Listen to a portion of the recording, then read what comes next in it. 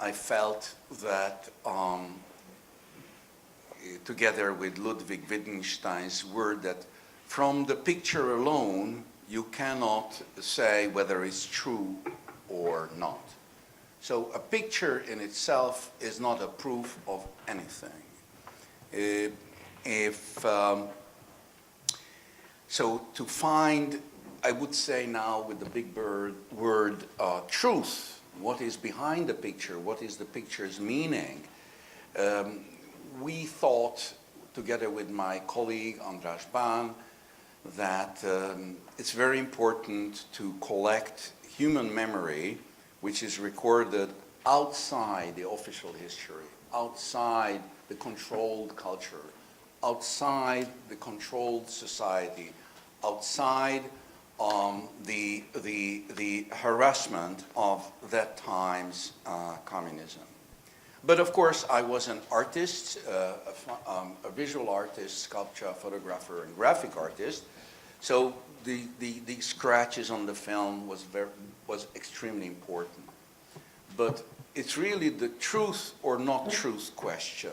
We know today that, for example, the President of the United States is recontextualizing everything. So when he says black, it must be white.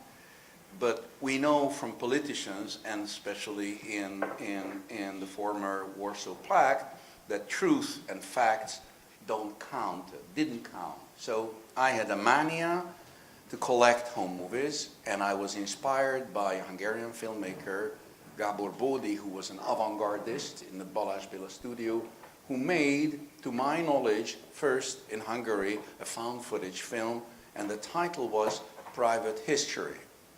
And he was a linguist, he was a real avant-garde and film theoretician, and I think the rebirth of Hungarian avant-garde film in the 70s is deeply connected to his activity. He committed suicide in 1985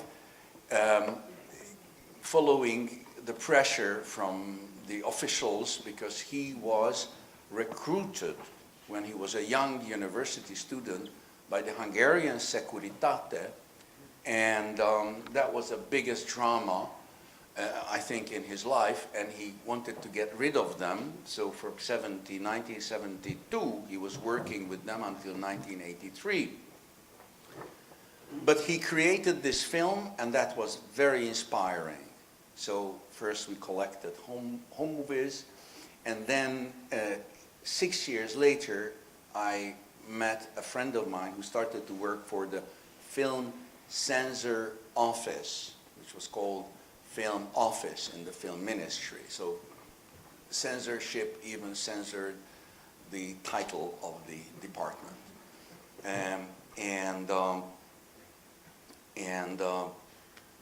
Whatsoever, it became my mania. It became because my friend told me on the street, "What are you doing?" I said, "I'm collecting home movies." And he said, "Wow, very interesting. Don't you want to make a film of this?" I said, "Of course, of course." "Well, how can I get money?" He said, "Peter, I just got a job in the film office, and just write me down a page and you get the money." And that was 1987. So next year I was doing my films. May I pass the word? Yeah, thank you. In my case, it started all with events in Romania in December '89, when I discovered this new kind of historical document. You all know that the Romanian Revolution is famous to be the first television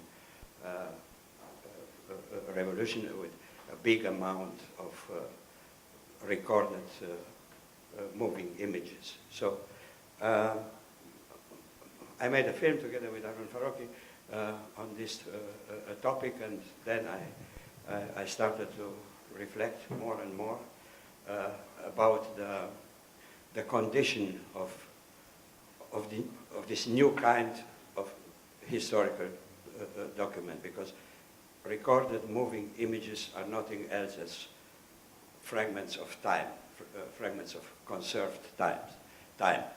And in my research and lectures about this, I come to the conclusion that starting with a very precise date, and this is the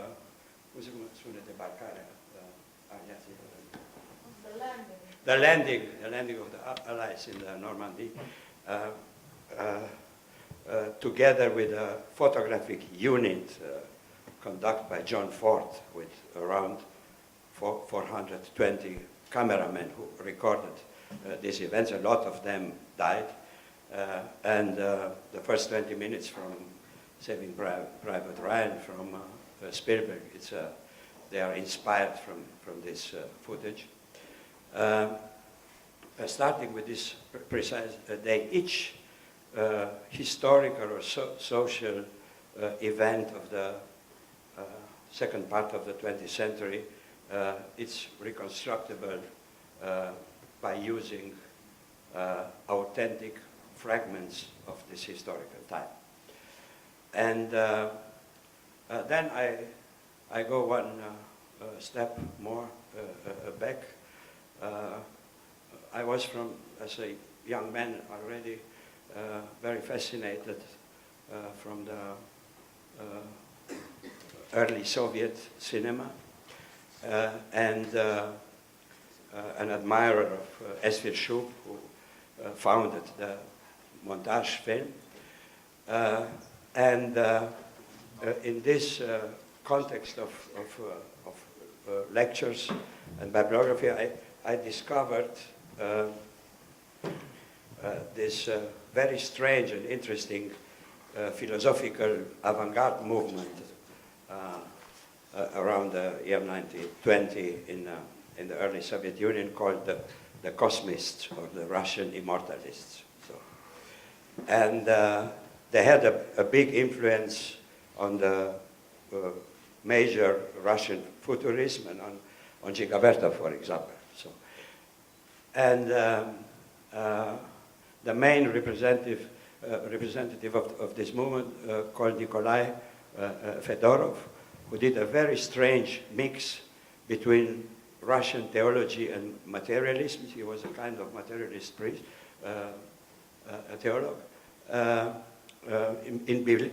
believing in the progress through machines and technology, and they were in close relationship with Tsiolkovsky and the pioneers of the space travel. Fedorov believed, and that's why they were called also immortalists, believed strongly that it's only a question of time. Indeed is, maybe in this century it will be solved, that through meanings of science, the man will discover the solution for immortality, or for a very, very long, great longevity. So, and then the next step in his talk was, if they achieve this, we have an ethical duty to resurrect all the deaths. And that is the point, because in this moment I had this idea that the invention of the cinema, of the cinematic, of the moving images, it's a kind of announcement of a future immortality. In fact, it is a huge number of people who lived in the 20th century, and they are immortalized because the fragments of their life were filmed. So this is my approach to archival images. It's to deal with preserved fragments of historical time. I think it's very interesting because once I calculated the Bartosz family, which was the first film tonight, that if Mr. Bartosz filmed almost 6 hours, then, and he lived for 64 years, but his activity was 25 years for shooting 5 hours. But of course, he didn't film constantly, but he took some parts. So everything that he put together in his own films were a compression and collage of his times, and much more time. So 99% of his time is, so I made this calculation that 8 hours sleep, 8 hour entertainment, 8 hour work, and his daytime, he spent certain amount of minutes by open eye, but he didn't use his camera too often. So it's always a time jump. So the missing part is the blackout.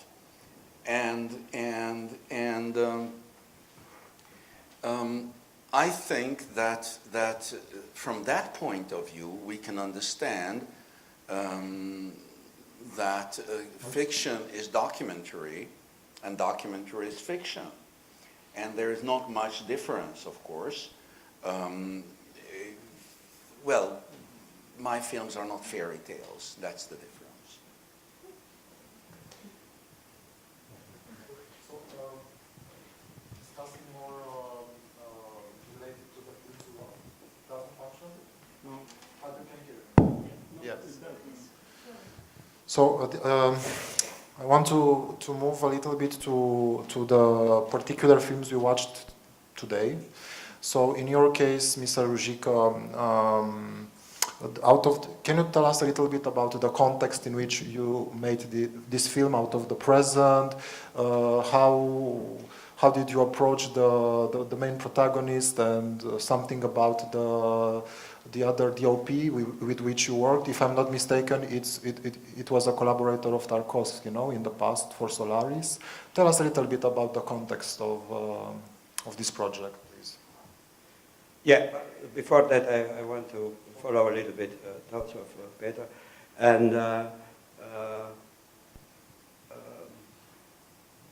to say something about a film or moving images fragment of historical time as new kind of historical document. And this line, it's very fragile line between subjectivity and objectivity, between fiction and so-called documentary. We have a kind of naive idea that what we name history or historiography, the science about history, is a kind of objective discourse. But it's based mainly on individual testimony and a number of written documents in some archives. It didn't exist something more subjective and I don't know, truth distortioning as a eyewitness. So, and the historiography took this challenge to believe on a kind of objective laws of history and to make a neutral discourse about economic components and geopolitical forces who are responsible for the moving of history. In the same time, omitted the psychological factor.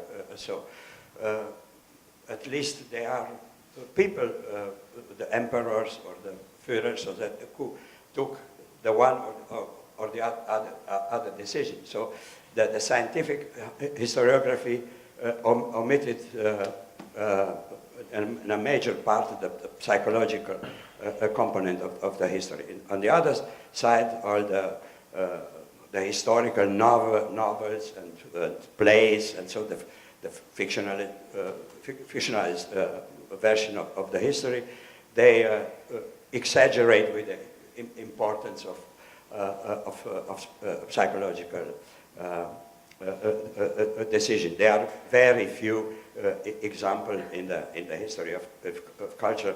Only the biggest, like Shakespeare or Tolstoy, manage this to come to a fusion through, for the element, psychological and objective element in the history. And probably they are, in my opinion, the most important historians of modern times, more than the scientific ones. So, but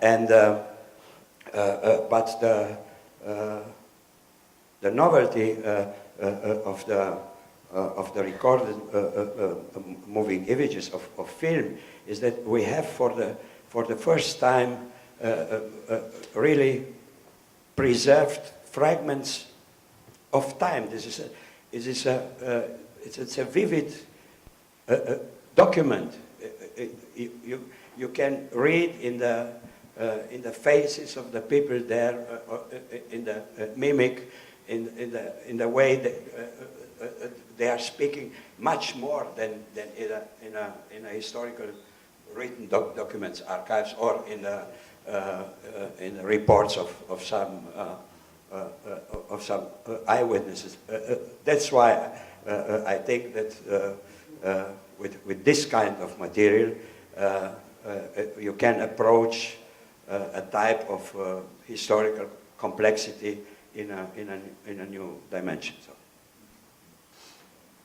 Out of the present. Yes. Oh, out of the present is it's a completely crazy story. Yeah. It started in the idea in winter '91 when I worked with Harun Farocki in Berlin on the editing of our film, Videograms of a Revolution. And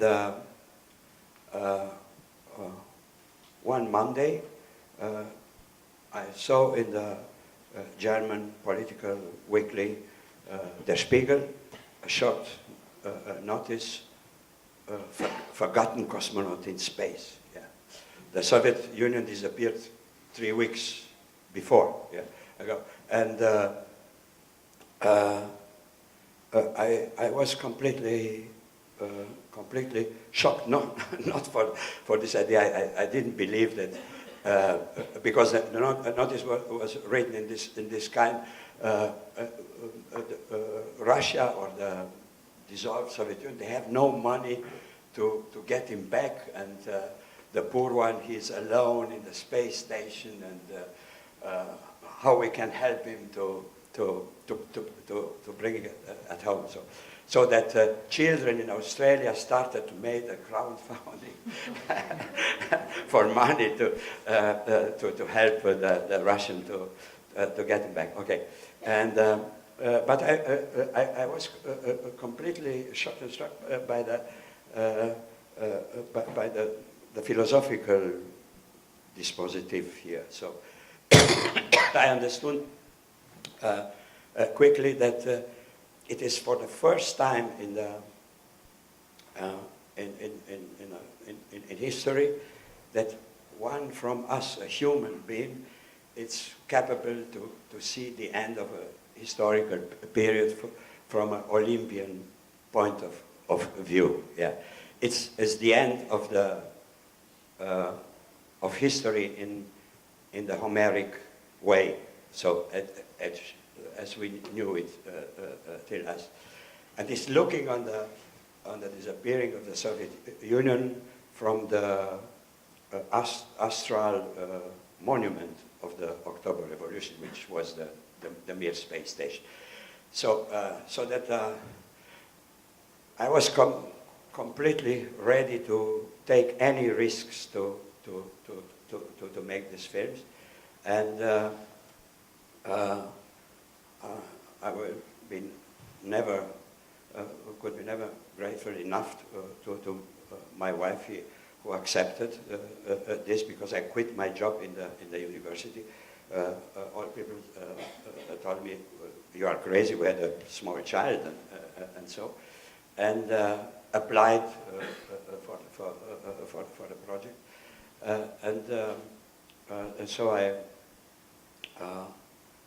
I started, I made 2 research trips, longer trips to Moscow, to see if there are enough archives to make this.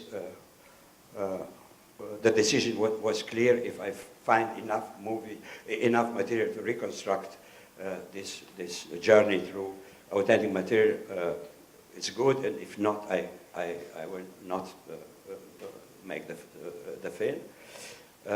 And in the same time, I have this completely crazy idea to send by myself a film camera to the Mir space station and to film to shoot the docking and undocking on the end of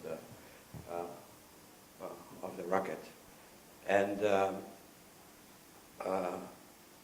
which was a kind of really paranoid moment in my life, one of them, yeah, and so in choosing the DOP for this act, in my opinion, there were only 2 DOPs in the world for which I would invite them as a kind of deep homage for the great work to do this. One of them would be the DOP of Kubrick's Space Odyssey, and the other, Yusuf, who was the DOP of the first 3 major Tarkovsky movies, Ivan's Childhood, Rubliov, and Solaris. So, and it was clear, because it's a film in Russia about the end of the Soviet Union. It was clear that I must ask Yusuf. Was a terrific, amazing person, very, very kind, and a great artist. He was touched by this offer, and we became quite soon very, very good friends till the end. He died two years ago. And okay, and then it was another problem, how to pay this adventure. And then we were, have some discussion with the commercial department of Energia. Energia is the Russian, the Soviet and Russian space agency, and they told us, very cool, that the regular price for transporting 1 gram of material to the space is $3,000. That's all. And an ARRI camera is 30 kilograms, 35 with film. So that means the regular price was between 90 and $100 million. So we quickly understood why Hollywood didn't do it till the moment. So, and the rest is a kind of, it's like a story by Platonov or something like that. Marina Sidorova,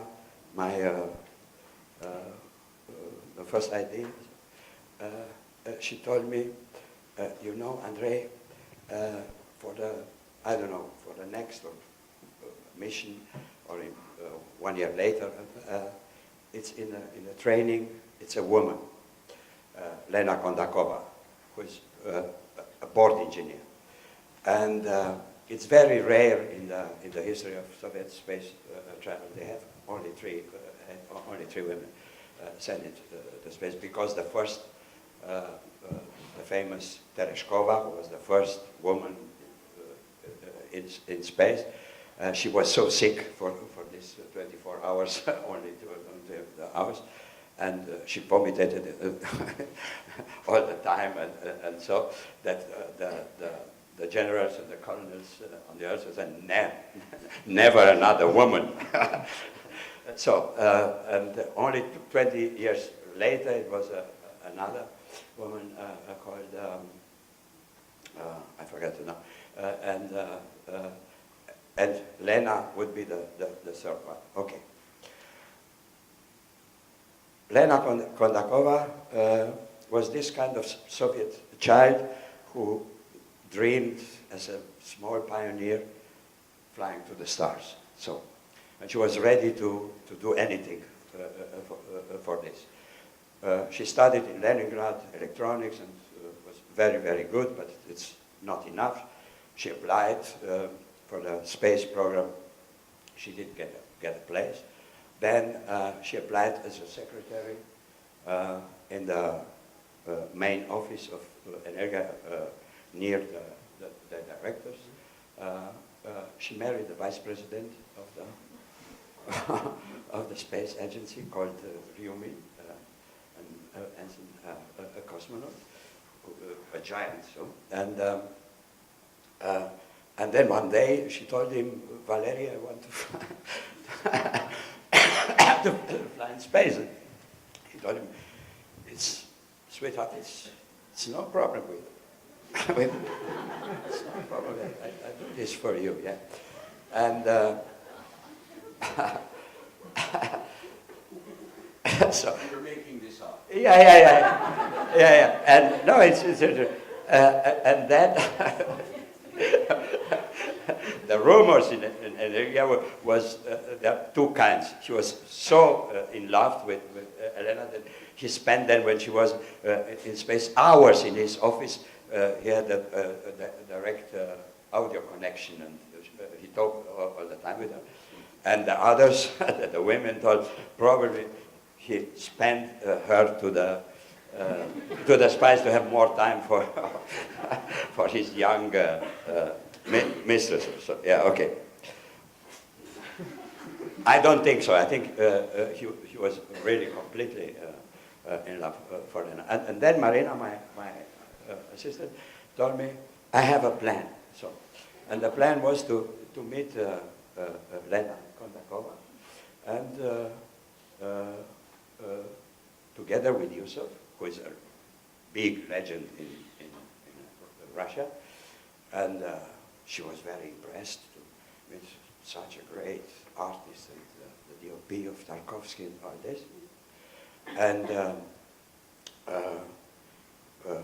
Yusuf and myself thought it will be a great pleasure for us if you can operate the camera in space and to make the first shootings for cinema in space and not for army or science or something like that.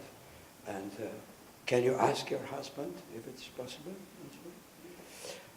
And Lena asked Valery, and she told him, I want to take the camera with me and to make these shots. And then they asked us how many money we have, and we had 50,000 Deutschmark. Yeah. It was exactly the price for the container for the camera. Yeah. So this is one of the stories out of the present. So, and you, Peter, you told us a little bit before the screenings, a bit about the context in which you made the two films we watched tonight, but maybe there are some differences between them in terms of structures, in terms of... So I want to ask you a little bit about how you choose... I imagine that not all the home movies that you find are interesting enough for you to put them into films. So first question would be, when does the material become interesting enough to use it, to make a whole film out of it? And then a related question to this would be, in how do you construct, how do you decide in which films you will use a voiceover? There are some films of yours which don't use them, and how do you, for example, in Danube Exodus, you have voiceover by two man and woman, you have also inserts, you have music composed especially for the film, you have music that was not. So tell us also a little bit about the way you construct them conceptually. Well, each film is a different task or challenge, and as I'm coming from fine arts, visual arts, I work more like a collage and in space, in time, and with images.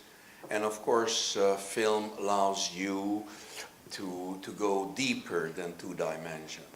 But the most interesting thing with, for example, with the Bartosz family is that it's full of shitty banalities. It's just banality. And of course, as a mature person, I hate banality because it's kitsch. But there is something intriguing in it.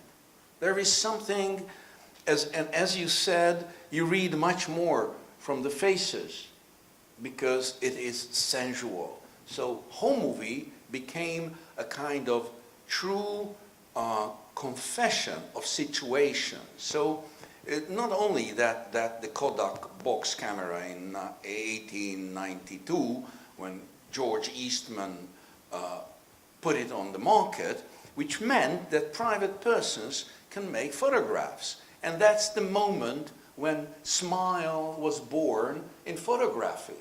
Because up till then, people were in the studio, and in the studio, not to forget that it was a long time, so you had to be stiff and don't move, but in the studio, you're representing something that you wish to represent in the future. So, as Roland Barthes said, it's a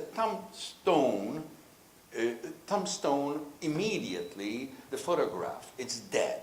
Now, with this full of banalities, I had this huge collection, and when I had this great opportunity to make the film, I said to myself, with the Bartosz family, that it's so confusing that it must be my problem. There was no strings in the story. I told to the audience before the film that Gábor Bódi used this family also in his private history in 1978, and so it was inspiring when I understood it's the same material, but what Gábor didn't want it to do by decision, he invented the genre. That's enough for a person, huh? He can live on, but he invented 3 genres, but okay, well, but he was fool and committed suicide. He could sit here and it would be not me who talks with you, okay? So that's the banality of Gábor Bódi, and I thought that having this collection of home movies that we collected by offering the film owners and the families a VHS tape of their films, because we transferred them, and we give back the original film, which meant that the films that they could never see, they gave us, and we had a huge collection. But in this huge collection, I have seen at least 576 marriages, but I never saw one divorce.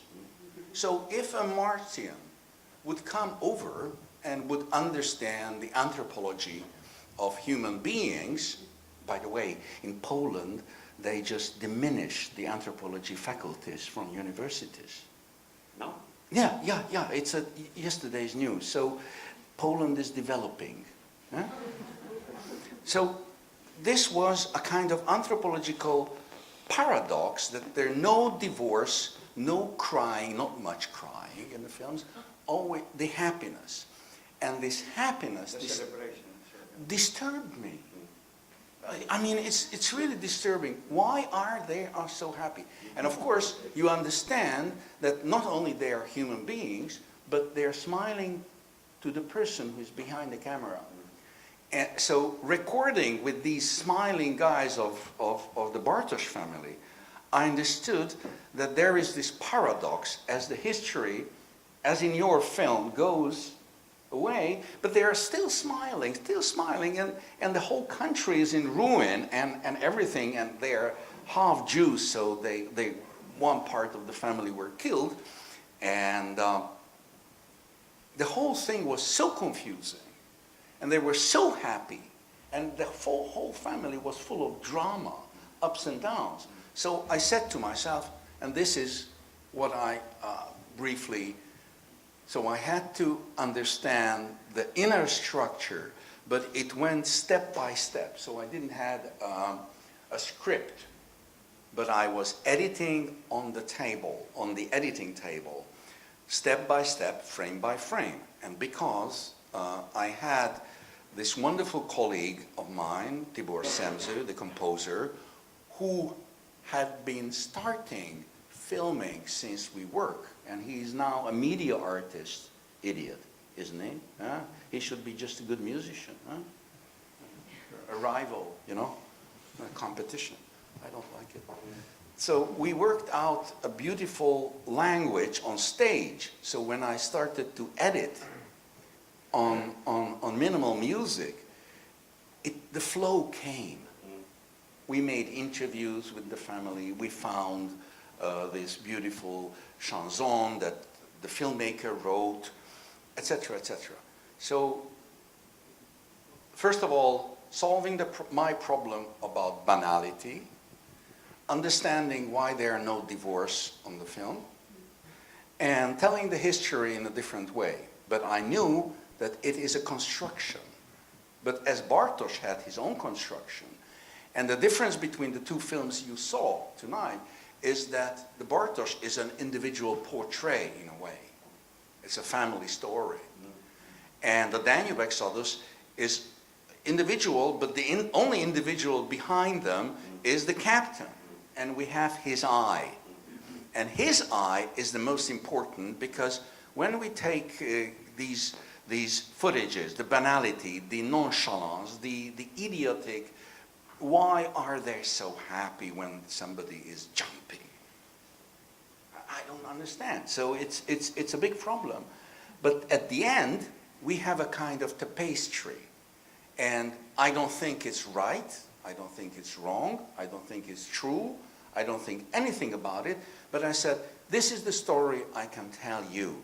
And within this, the banality came to the opposite dimension, because it became a very, very human attitude that we, and this is the most important point, if I watch it psychologically, it is smile and happiness is our little fight against death, acknowledging that we're dead.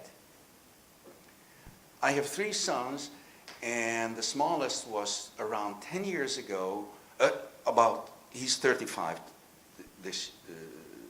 he was 35 last year, but he was 10 years old, and we were having friends and family in a big table, and we were eating and laughing, etc.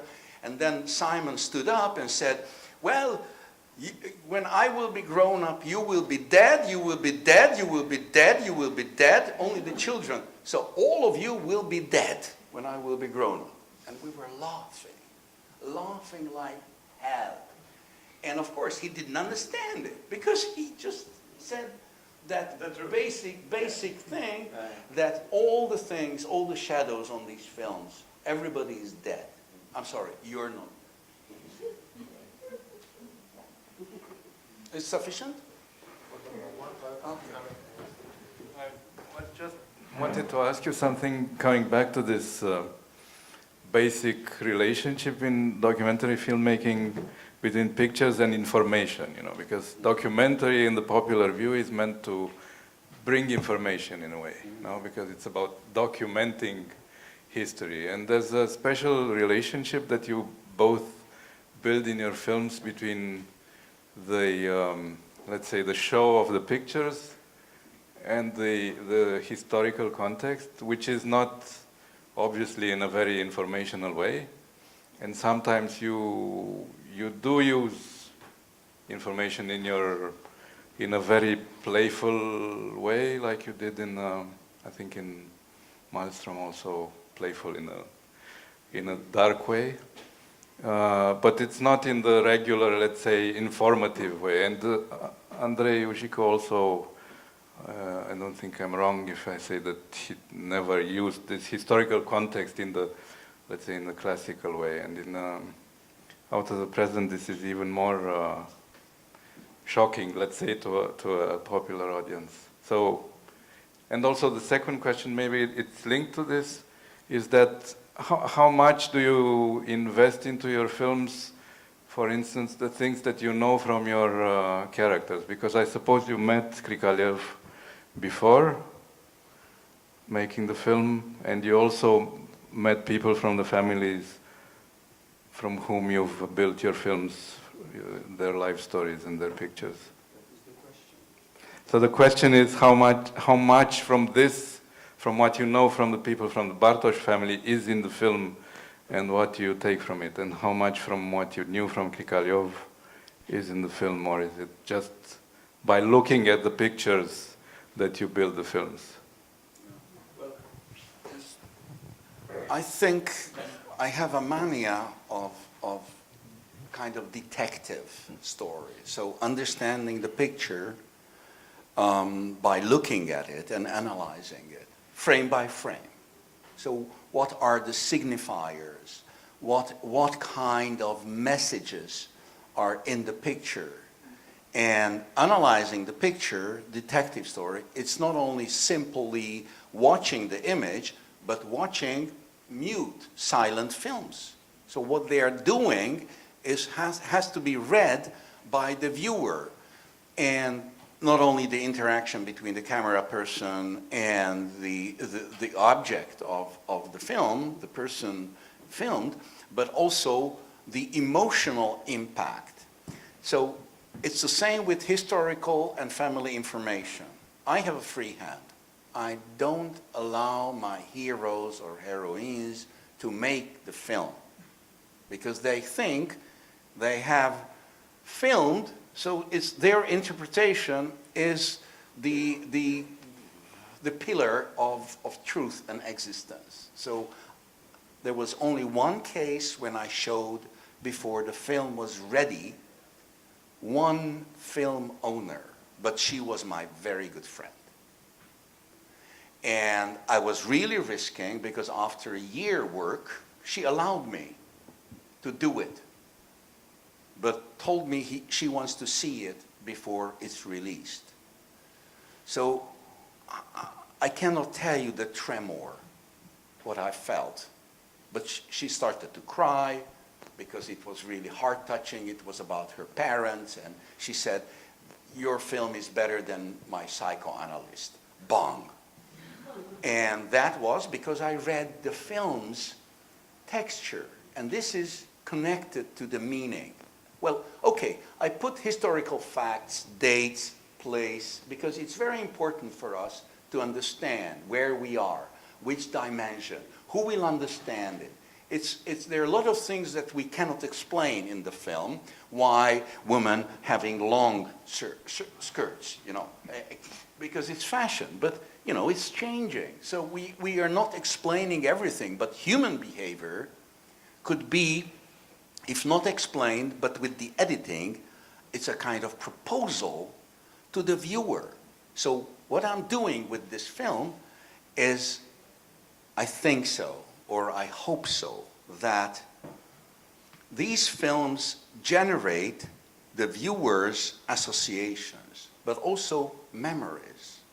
So suddenly, if you have the historical frame, now these are the Germans, these are those Bessarabian Germans, these became Nazis, so should I hate them or not? You can imagine how I was trembling in Stuttgart in the Bessarabian German Museum when I saw in the backyard those SS officers who have been Bessarabians drafted to the army and maybe killed my grandmother, So it is something that I have to distance myself because I'm not a judge. So it's an offering. Dear viewer, this is the story. Make it up yourself. And that's why I really appreciated There were not much information in this beautiful film. I've seen it. I've seen it first time, by the way. Ah, You were right. I'm- You were right. yeah, Yeah. Thank you for the film, by the way. The question, you know. Yeah, yeah. I can only support what he was saying. You cannot let the characters of a story to tell the story. So this is not only in film. It's not interesting to read the memoirs of a general about a war in which he was active, or it deserves interpretation work of events made by a scientific, by a historian, or by an artist. So,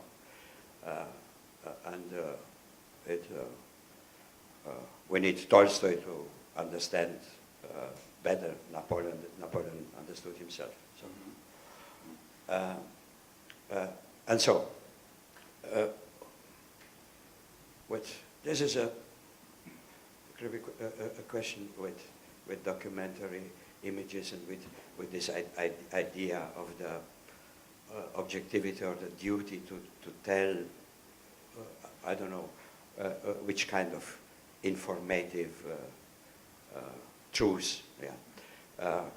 It's a thing who appeared only in the history of the non-fiction filmmaking.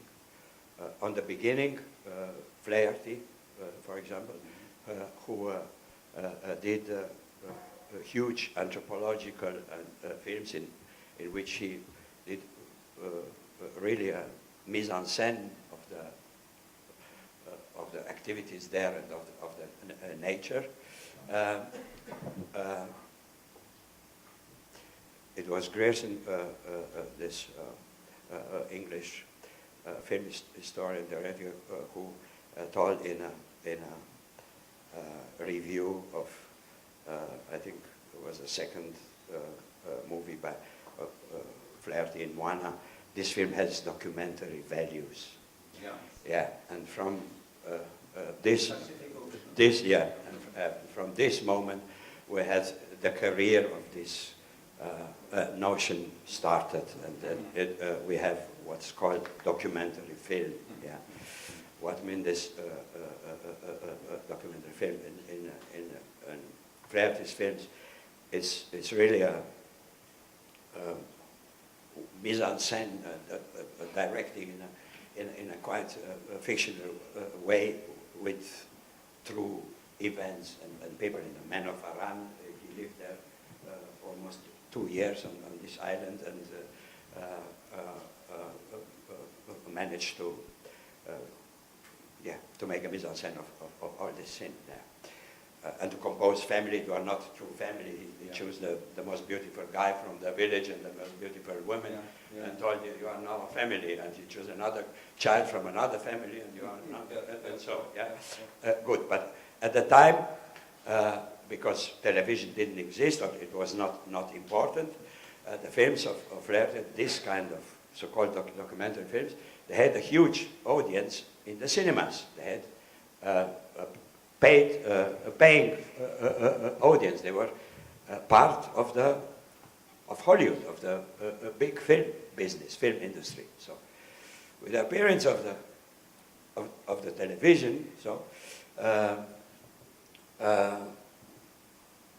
the attraction of this kind of classical documentary films a la Flaherty disappeared, and another subgenre of the documentary films appeared, this kind of reportage or so, of informational thing, to explain the people some issues.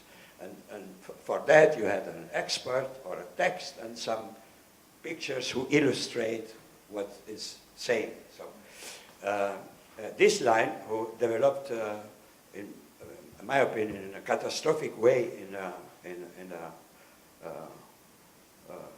Anglo-Saxon world, in the contemporary American mainstream documentary, in which it's an inflation of information in a hysterical way. You have talking heads, music, voice-over, talking heads, music, voice-over, only in the pressure that the audience it's staying and not change the channel. So this is horrible. This has nothing to do more with filmmaking. It's a kind of subgenre of journalism, but it's not filmmaking. So to come back to I will not forget to say that there are a number of great American fiction film directors. So I'm talking now only about the mainstream TV mainstream documentaries, or so-called documentaries, or a kind of reportage, or about pop history. It's all tautologic. You see some fragments of a hit, and then two celebrities who are saying, it's amazing, it's so great, it's so genius, and it's paid from advertising, nothing more. Okay. With Krikalev, the question.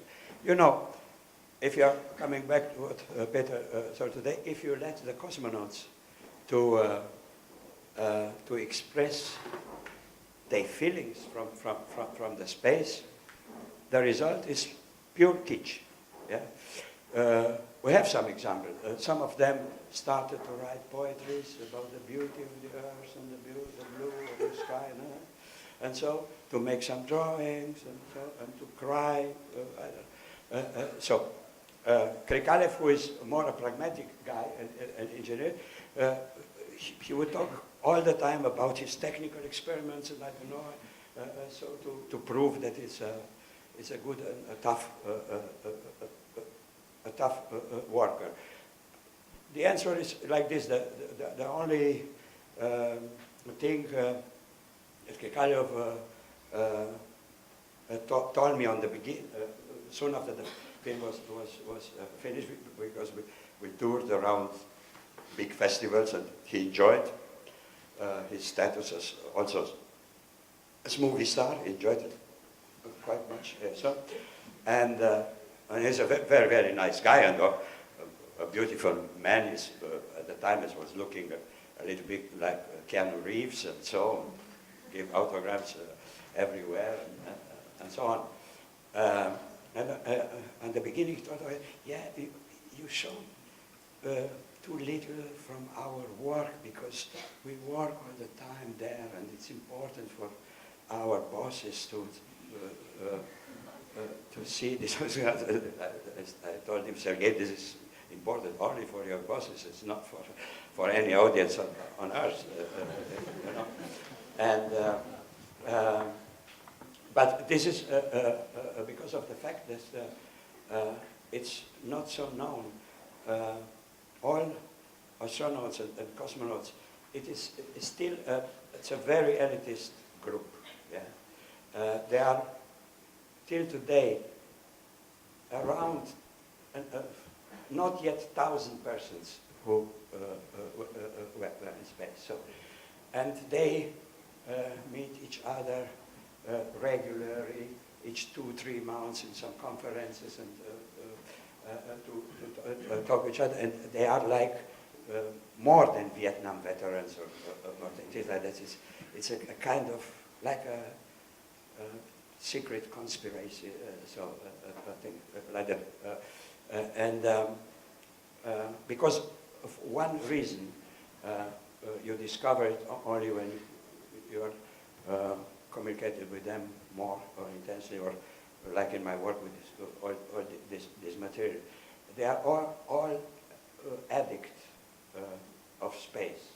When you are there, the first 3 days, they are physically completely horrible. It's a complete horror trip. That's why they must have trained 2 years for all this. Because to be in a space station, in fact, you are in a free fall.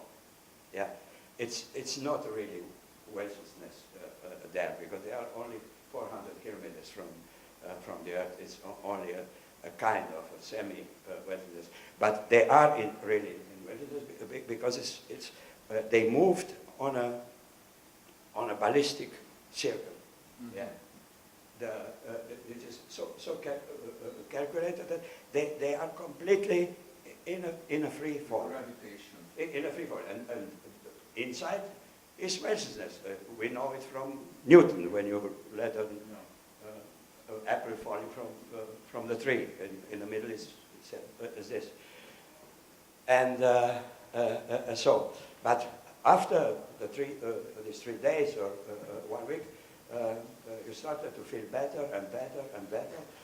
There are important physiological changes in the body. The brain is much more irrigated, and so the libido goes down near to 0, so that they didn't suffer to be alone for a long time. That's a big difference to the sailors, no, on sea. Yeah, but because the sensual energy didn't disappear, they moved on the other senses, and it's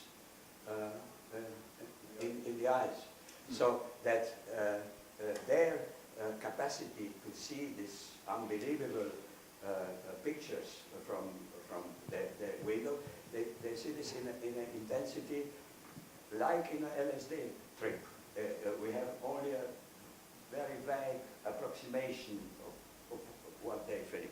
So on the end, they are all addicts when they are coming back. When it's coming back, the first 2 weeks are also completely horrible, because when you leave mounts without feeling your weight, and then you are coming here and all is extremely heavy. Also the doubts. That's why probably the word depression it's of this. It's coming from this. Our doubts to the gravity down. Yeah. They after a few times they hate the Earth, and so they want to go back, and they are capable to do anything to achieve this. Like that's why they have all also this component, like exceptional sportsmen who are doing anything to be selected for the Olympia or for the World Cup. Yeah, and to get the selection. But maybe I can answer so on the your question. Out of the present, it's now in this inner circle of this around between 900 and 1,000 astronauts and cosmonauts is the cult film par excellence. And they are and I met a lot of them with some occasions to present the out with the astronaut or cosmonaut there and there, and I received also emails, and they are acknowledge this or tell me that's probably the only movie or non-fiction movie. It's a lot of fiction in which they feel that the existential essence of this experiment is represented. But that's what I mean. Is it something that you learn by looking at the pictures? Because I think that the film puts us in the shoes of Pikalyov and astronauts very well. Is it something that you learn by talking to him before watching the archives, or is it something that you learned through watching or in between? Through watching. When I started to view the pictures of the entire mission, he was in the first 6 months I worked in Moscow. He was not there. He was in Houston, preparing for his first flight with Discovery, and so that I met him after I see the entire archive, yeah, and I already started to choose the material, and in fact, from I don't know, it was around 300 hours or so, more than 200 or 200. I don't know how many. They are only technical experiments, so completely boring with fixed camera and some things that happened. And then, so when I met him for the first time, I understood, I think, a lot from seeing the picture, so that I could ask him more precise things. And you know, you need a time to get the confidence of him. He was a very official person, and he was now interested to fly it with the Americans, so he was very prudent with, in the beginning with each word they say, but in the time,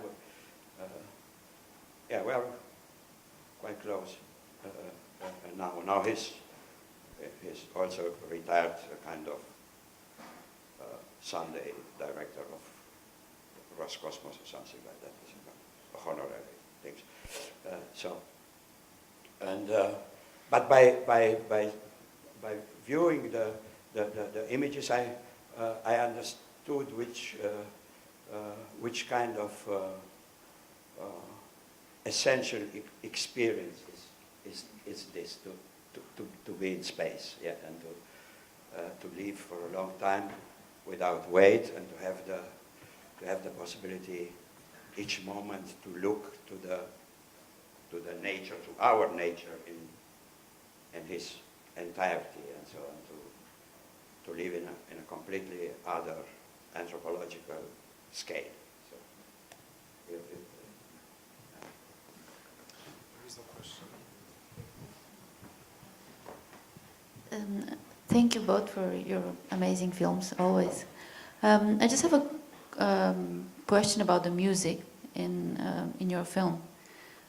Was it there? Is this what they listen to, or how do you choose? Who's choosing the music? I'm just curious, because they talk about music, but then Strauss, do they actually listen to Strauss? Just curious. I just have this curiosity about the music, the choice of music. Thank you. yeah, oh, it was a huge chapter. The work with the music. So here, very precise. The Strauss was. This is surprisingly original sound. So they expected the new crew, and the guest cosmonaut, the research cosmonaut, the foreign one, it was Austrian. So yeah. They have a kind of collection of CDs and also movies. Also movies. I asked him. Yeah, they saw also Solaris there, and maybe some pornos. I'm quite sure, but okay. But they didn't talk about this. So, because I heard this moment with Strauss, I asked them instantly, do you know the big film of Kubrick, the Space Odyssey? No, nobody in Russian know it. So if you ask it in the astronauts, they didn't know Solaris, no. Now maybe because of the remake with Clooney and things like that. Okay, and that's why I built this quotation to 2001 by Kubrick with his primitive animation, with, because of the words. But the entire other music, it's not from that. What they hear in the radio or in the bus or above in the newspaper is I choose music from the period hits of the Tani Tani Karam, I don't know, so, or classics like Sinatra, or the other was Malcolm McLaury, the former Sex Pistols man, and so with Wicked Love and things like that. So to remain in the music and also in the historical context. So and with the techno music, who is the so-called the score of the film, this is quite a story. When I worked there in Moscow, I was for 14 months there. I lived more than 1 year. And all the time I heard the entire Russian and then Soviet classical music, try to find fragments for the score. So, and then I come to the conclusion, because I had really, in this point, a very big problem. You know, any cinephile in this world knows that the film with the best music in film history is Kubrick's 2001. So it's only the completely perfect score. Yeah. From Strauss to Ligeti, from Zarathustra to it's so. And that's why on the end I told me if I do this with Russian music, but I didn't find things for such an expressivity who matches the images. It exists a lot of great Russian music, but it was not not written for that. Or, okay, I have not the chance that Kubrick had with Richard Strauss and Johann Strauss. And then I told me if there exist in fact in the Soviet music some very great parts by Prokofiev, so that they could match very well from a kind of Lenin symphonic poem written, I don't know which anniversary, by Lenin. Has nothing to do with Lenin. It's completely great classical movies. But when you put things like that, you automatically come in a kind of nostalgic corner of some Soviet nostalgia and things like that. Okay, it did work. And then, on the end, I tried with a composer, a very talented one from Petersburg, and he wrote me a beautiful music, but it was this kind of, I don't know, kind to sentimental post-Soviet 90 years kitsch, I don't know, so a kind of like minimalist music like Blazer, also this kind of minimalist kitsch. So, and then I told me, okay, we make a radical thing. I will choose the characteristic music of this period. So it's not my preference. It's not my taste, but it is the music, the pop music of this exactly period. And when I tried this, I saw it's a kind of strange compatibility with it, because Russian space travel is a kind of mixed of come si spune fierbe, chiamo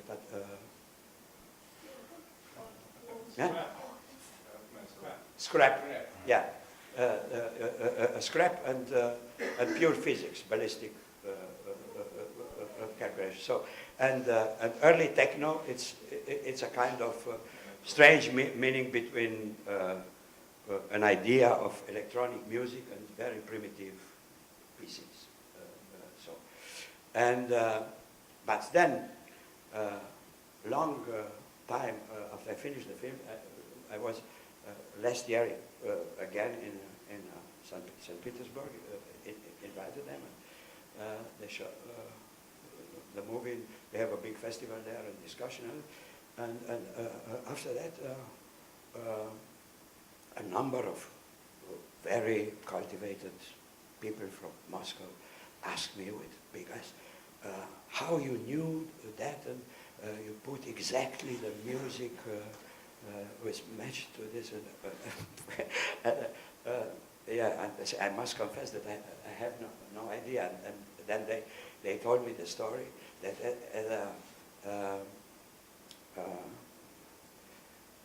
Réveillon Eve, New Year's Eve, 90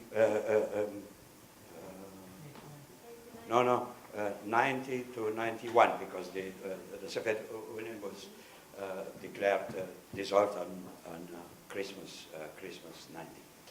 And 5 days later, or 1 week later, Eve, it was a big party in the Cosmos Pavilion in the Vedenka. Vedenka is Romexpo here. It's the big pavilion for the state exhibition. And there were present the entire cosmonauts and workers from the Energia and other intellectuals from the city. And in this night took place the first rave.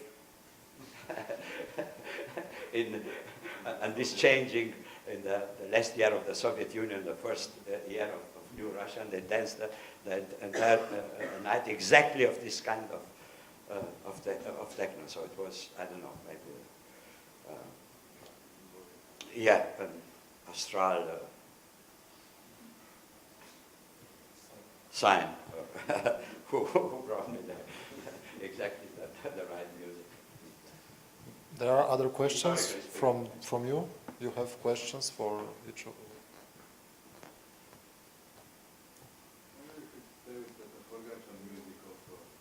Okay.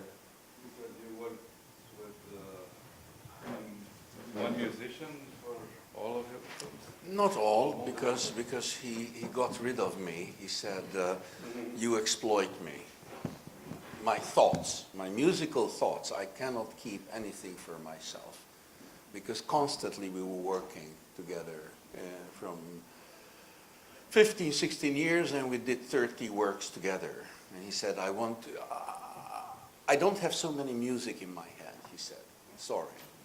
So how did you work with him? At what well, stage? first of all, we have been performing in Hungary, and then in Austria, Germany, in underground little pubs and alternative places, giving this kind of fluxus happenings. And with that experiencing for 3 years on stage, it was a kind of laboratory work together. How this kind of found footage, this archival bad image, how it works with what kind of music and what is coming out from it for the viewer. So we had resulted in fantastic components of what makes it meditative, contemplative, non-documentary art.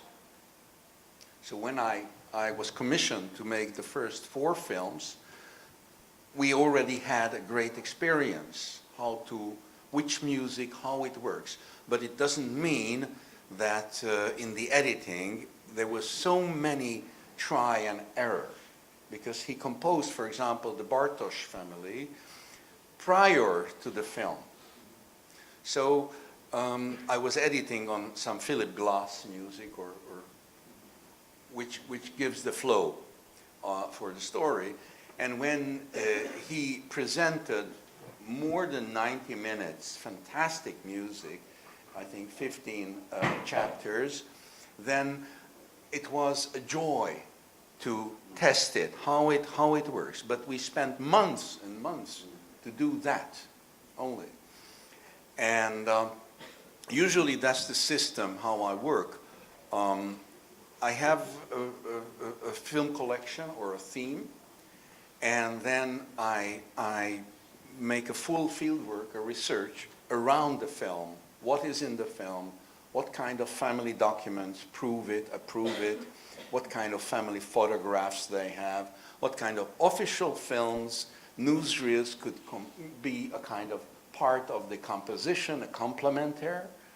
Like in the Danube Exodus, you saw some of this.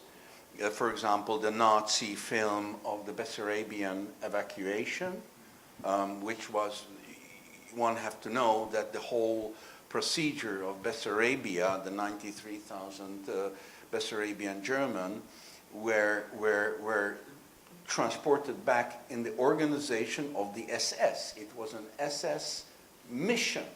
They published books, etc.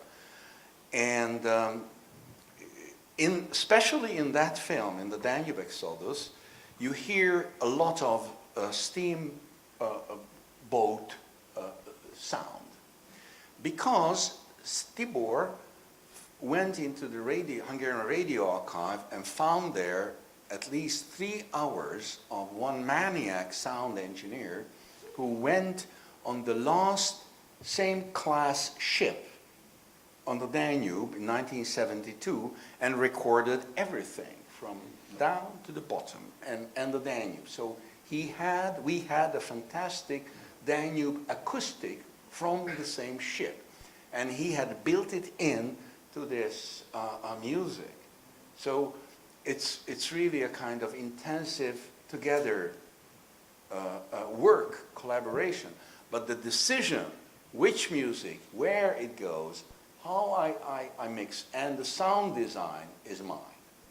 Because immediately when I'm editing, I find some effects that would work. But of course, I'm not using the soundtrack as in a cartoon film to illustrate everything like in a Walt Disney cartoon film, because as the images, as the message, as the music, as the captions and the narration voice, everything is keen way, in a very meticulous way, worked out through the procedure, and by trying and using these channels of text, voice, tone, color, tinting, slow motion. It's a very small set of, as a minimalistic work method, it's a small set of film and sound and music language which are woven together in the editing procedure. So the composer is part of that. More to that, he's so great guy that, for example, he found philosophers for one of the films, and the narration came out from his advice. When we made El Perro Negro, my film about the Spanish Civil War, we found Alan Lomax's beautiful sound recording. You know Lomax, who did fantastic folklore recordings all around the world. I mean, he's a genius. I mean, he went to Sahara, he went to Spain, he collected North American Indians, etc., etc., etc. And Lomax's music was given what he recorded after the Second World War in small villages, etc., etc., etc. And he could integrate that music without making a Spanish kitsch, because you cannot compete the Spanish. I mean, what kind of people they are? Who? So it is, what I can say is music is so briefly, I think that when we're making a film, we're trying to find the music of the image and the image of the of the music. And of course, the whole film is built up always that to serve the viewers' doubts, because it's part of the film and the result. My doubts and my experiences, so all the scars and cuts without perfection, are carrying how it was built up. Though I left out 90% of the footage from the final result, but it has to carry on all the scars, all the variations, because some parts we edit 10 times, 50 times, and change this and change that. You don't see that because it's somehow melted together. Or at least I hope.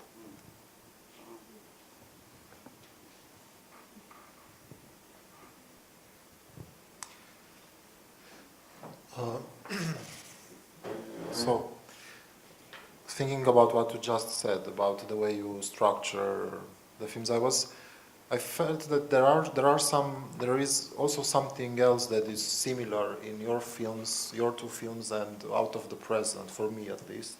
The fact that at some point, okay, they both have this, let's say, rational, logical flow from a beginning to an end. So an exterior, let's say,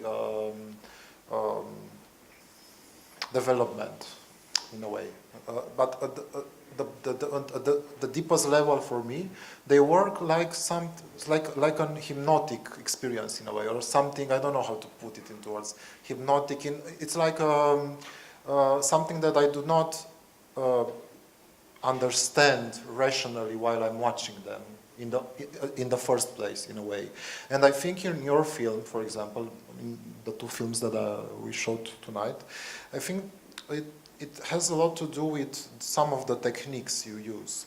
For example, the fact that you constantly freeze frame, this is the English word, yeah? You use these freeze frames a lot of times, and it's not always, I mean, for me it's not apparent why you choose one moment instead of another. So there is this kind of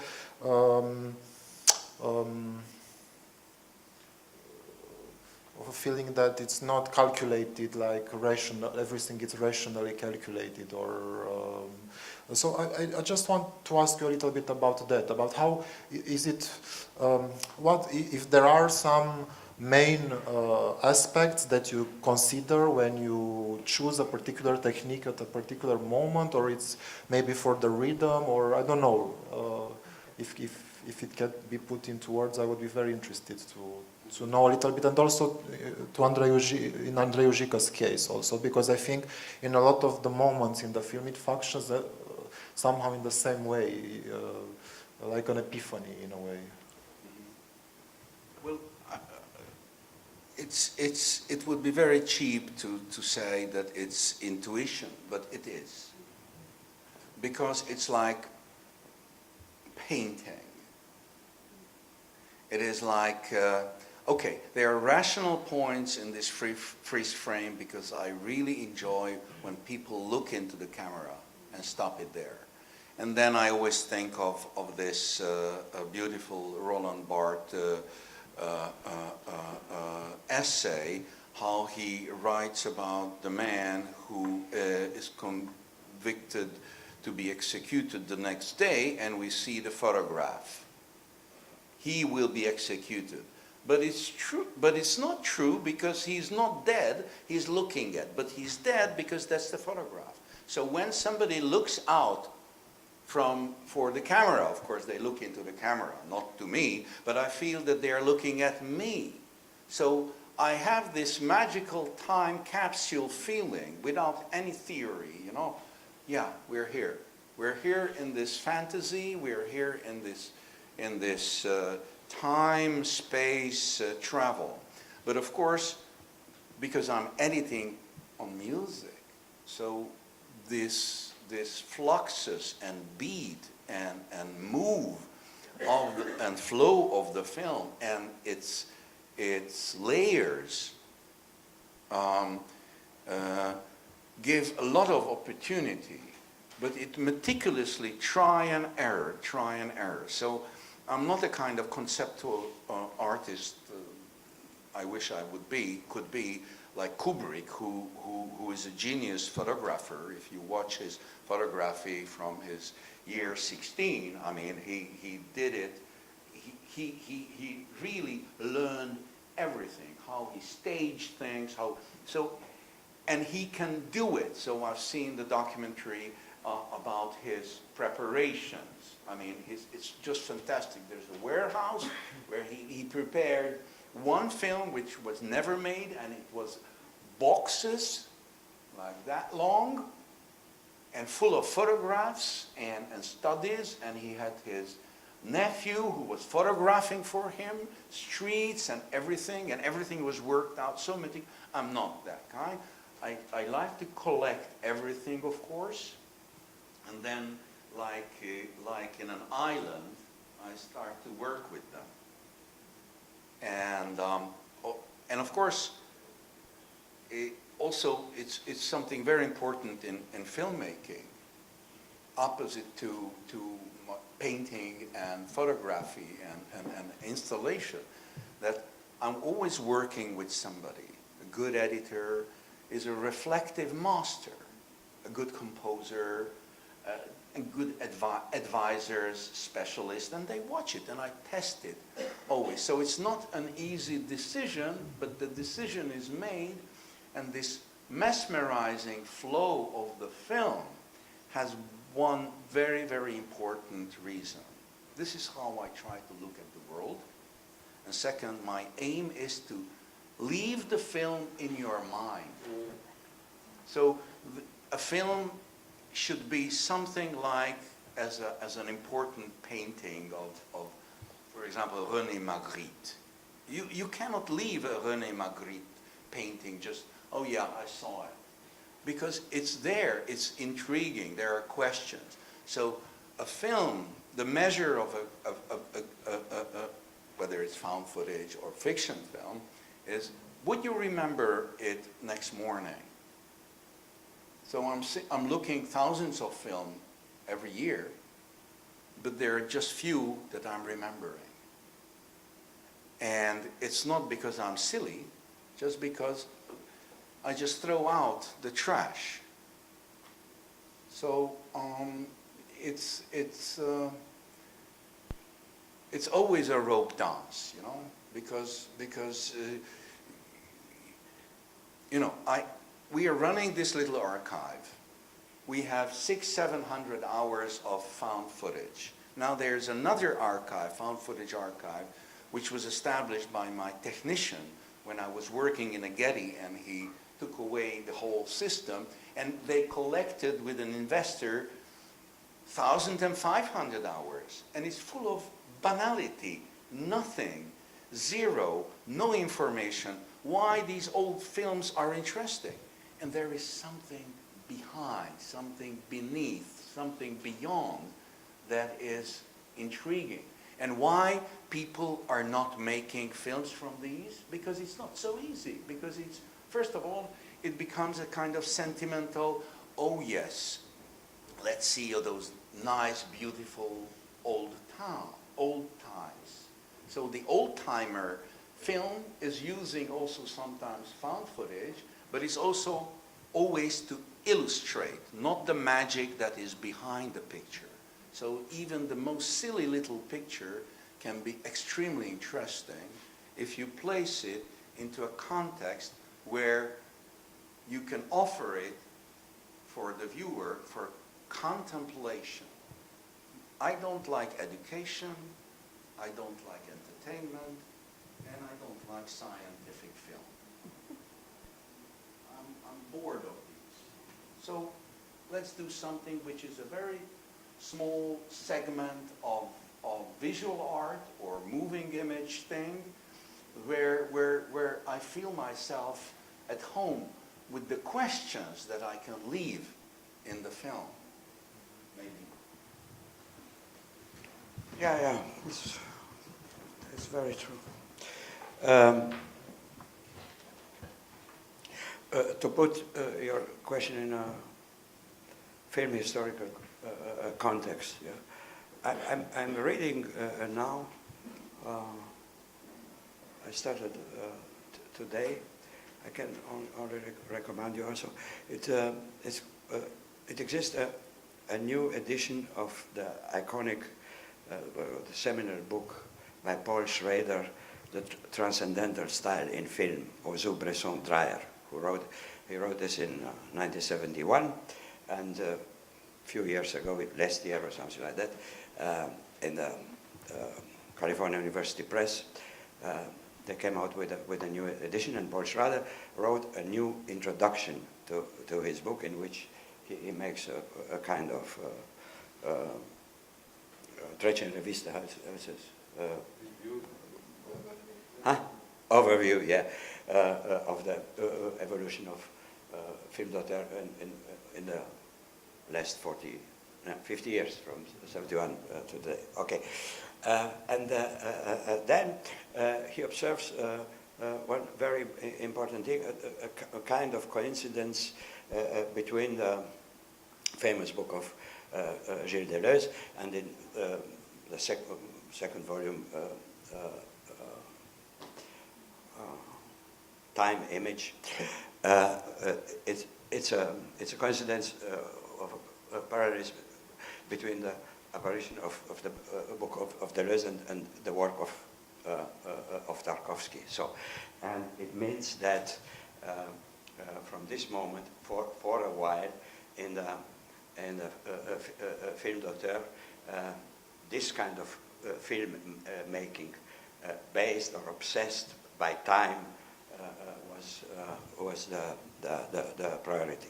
From him to Angelopoulos, Bellatar, etc., etc. So the movement image is the first film, the classical one, the comic films, it's Chaplin and all this, and now when you follow a movement and when it's finished, you can continue this in your head. Now in the new action film, so we have a revival, a renaissance of the movement image. So, but the time-based film, it's a very big area. Tarkovsky is only the most radical representative of this, but you find it in the neorealism, and he took the realism thesis by Bresson and fills them with his symbolical thoughts. So, in Out of the Present, to answer this, because the entire film is full of references to Tarkovsky, to Solari. Most of them secrets, one only for insider. For example, on the second scene in the film, after the beginning that we shoot in space, we shoot a scene in this parabolic plane in which they trained Westerners. So, and in which I present the three characters, Krikalev, and then the two commanders that will be the characters of the movie. On the beginning of the scene, you see a painting, a little bit also early post-Soviet kitsch. So with the Earth and the Mir space station, and one butterfly and an apple. I asked Mikhail Romadin, who was the set painter for Solaris, to make a painting for this film. I give him the subject, and he come with this. So so we filmed this painting by Romadi in this Westerners and in the parabolic, and then you see another painting, a gray one, who is coming and covered this. This is the first painting he made for the set decoration of Solaris. So then, in the middle of the putsch, you see near to the White House in Moscow, a very strange scene in which somebody is drawing the barricades as Napoleon will occupy Moscow, and he wants to to catch this for the history. Yeah, it is Romadin himself. Oh, really? Yeah. When I find this, I think it was, yeah, yeah, yeah. It is Romadin itself. Then, before Krikalev is coming back, most of you have recognized this probably when you remember Solaris by Tarkovsky. I showed the end of the Tarkovsky movie when Krikalev is on the window and he see a house. Yes, In yes, the next- that's... It's the final scene. I didn't by understand how Solaris. did you do it? Yeah, yeah. No, I didn't know how did you do, what kind of camera you had from the space station. Yeah, but it's not. This is a quotation from the Solaris film by Tarkovsky. It's the final scene. You're cheating. Well, no, we bite the you bought it. we bought it. Yeah, we bought it. Yeah. By most film, yeah. So that you have in the film two direct quotation. This to Solaris, and then the other to 2001 Space. We did it with a kind of primitive animation, more proper to the other images. You cannot put something from Space Odyssey. It's completely another visual register. It's not compatible. So, okay. And then, if you ask me what about Out of the Present is, it is a film about time, yeah, about the different levels of time. The Earth, the time on Earth, the astral time, the time of the nature, and the time of history, and time of politics, or so. One rotation of the Mir space station, or each space station in the same altitude around the world, it takes 92 minutes.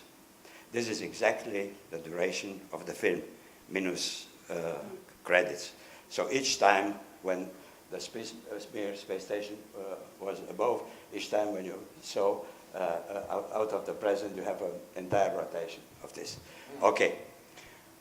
Inside a rotation of the orbit of the space station of the world, they have like this: 45 minutes night, 45 minutes day. So, and in this 90 minutes, sometimes they see it by day, some in the night. No, you have also the 4 seasons. You are above regions with spring, summer, autumn, winter. So it's also 1 year. Okay, then they live in space, inside the space station, to be connected with the people in the mission control in Moscow. The hour in the space station is the Moscow time. So then they have an 8-hour day, and they wake up and start the work when they're on ground, do the same things. And so,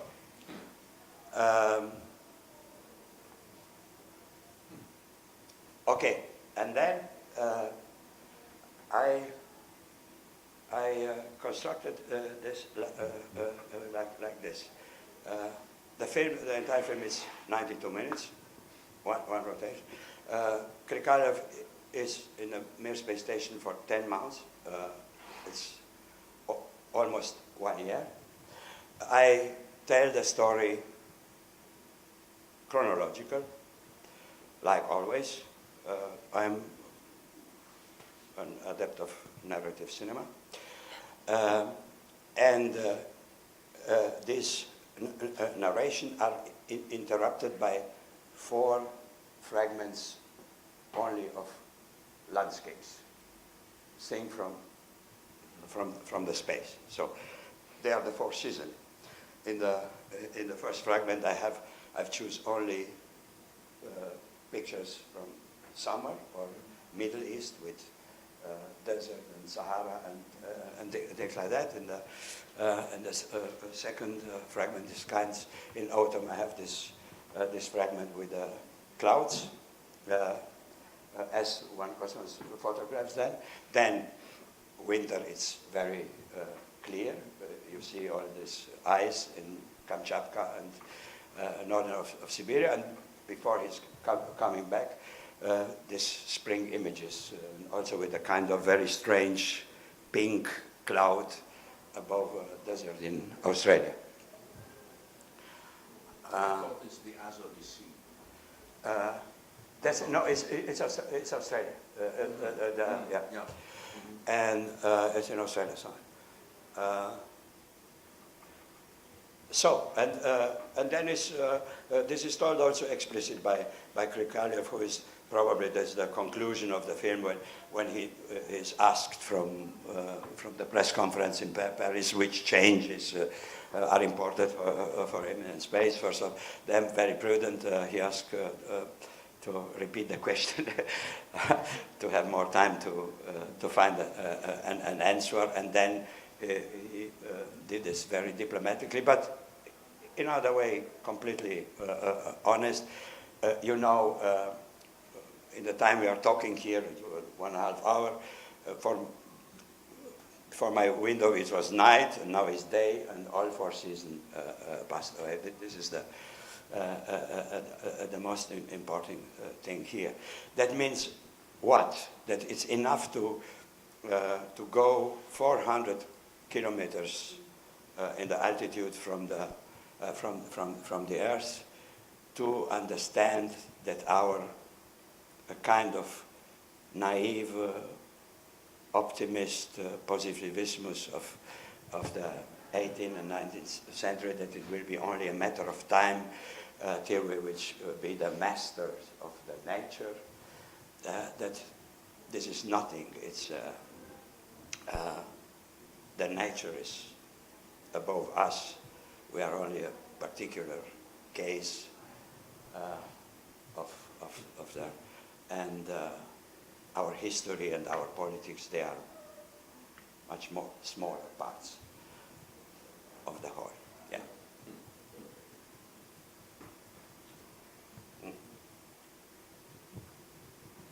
It's late. Yes. But yes, it's a little, I think it's late, and the last subways are just waiting for some of us, probably. I just want to say that, as I already told the audience here, during the festival, they will have occasions to meet you again in person also, not only through your films, because Péter Forgács will have 2 films screened. I can already say the titles. No, it's not. Yes, it's The Maelstrom and I Am von Hoffler. So 2 films that will be screened in March, and he will be there presenting them. And Andrei Ujică will also present, as I already told you, a fragment from a film he's working on, and also this presentation will be followed by a discussion with him, of course, about what he presents. But in 2 weeks from now, at the Cineclub, we will screen another 2 of their films, Videograms of a Revolution. Andrei Ujică spoke a little bit about, told you something about this film. He he made together with Harun Farocki. And we also screen a film that you talked about earlier, El Perro Negro, the film about civil war in Spain. So it's in the same day you will have the opportunity, the chance to watch two films that deal with two revolutionary moments in different times, different spaces, but it will be an opportunity to discuss about the connections and the differences, of course. And also we plan to make other events throughout the year, hopefully with both of you, because we also plan to have to write let's say a book, a magazine, a book. We are trying to raise money for that. We're still trying, but we are close to the moment when we have them to start publishing something on documentary cinema or on I don't know, documentary non-fiction cinema, and we want to start by dedicating the first issue to them. So this is also why we planned so many things together with you, and it was a real pleasure to hear you talk about your films and a lot of revelations while listening to you. Sorry, I forgot a very short thing. The main in the answer with the time question or with the relation with time image. So what there says, or in the interpretation of a very smart interpretation by Paul Schrader, it's the interesting thing in the time-based movie. It's not only the long take à la Bassin or the plan sequence, but it's some take in which the duration is of this kind. It could be only 2 minutes, or not necessarily 8 minutes as by Bellatar or Tarkovsky in Nostalgia. When the duration of a sequence, of a take, it's of this kind that the audience is starting to asking himself about the time, looking at this picture, and a kind of reflexive process is starting. What it means that it's so long, what it's passing with me and looking on this and so on. That's why I want to give this example in the sphere landscapes fragments in who interrupts the narration out of the present is this kind of using of damage, but to not to be a traitor to the artist. When I do this, I haven't any idea of the things I say you today, because at the time I didn't like Deleuze, so that it was not things in my head that only now I discover, but it's a kind of coincidence that it corresponds to this kind of picture philosophy. No. It's like with the techno music. Yeah. Thank you so much. Thank you.